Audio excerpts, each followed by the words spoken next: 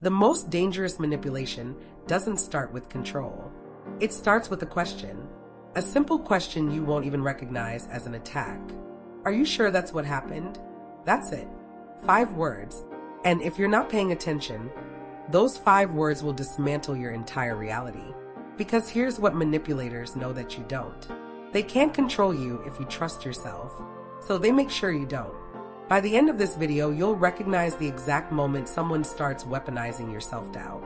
And once you see it, you'll wonder how you ever missed it. Because it's happening everywhere. In relationships, at work, in friendships, and the people doing it, most of them don't even know they're doing it. But the damage is the same. Psychologists call this epistemic undermining. Fancy term for a simple tactic. Make someone doubt what they know is true. Not by proving them wrong, by making them question whether they can trust their own mind. Lady Gaga talked about this in her documentary. She said, "The worst part wasn't the criticism. It was when I started believing I couldn't trust my own perception of myself. That's the goal. Not to change what you think. To make you doubt that you can think clearly at all." Here's how it works. Stage 1. They question your memory. You remember something clearly. A conversation, a promise, an event. You bring it up, and they respond with, "That's not how I remember it. I never said that." You're misremembering. Not aggressively, calmly, with certainty. And here's the trap. Your brain is wired to trust confident people. When someone is absolutely certain, even about something you know is false, your brain starts calculating. They seem so sure. Maybe I'm wrong. That doubt? That's the crack they need. Let me show you how this played out in real life. Jonah Hill's text messages that went public in 2023 are a perfect example.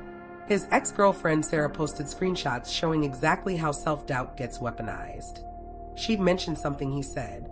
He'd reply, "I never said that." You're creating narratives.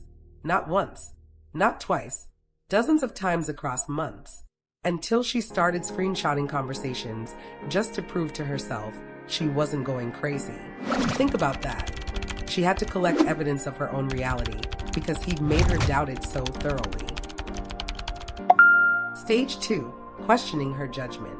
When she'd make decisions about her career or friendships, he'd respond, "You're not thinking clearly."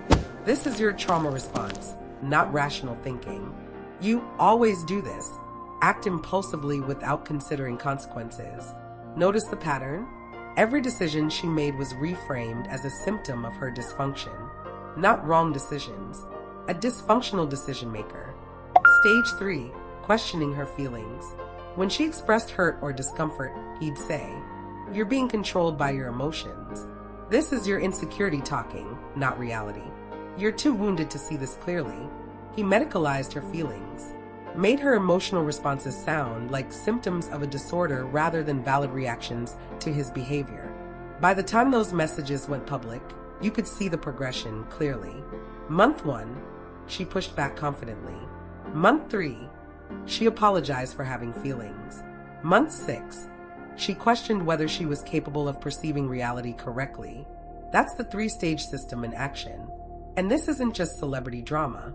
This happens in everyday life.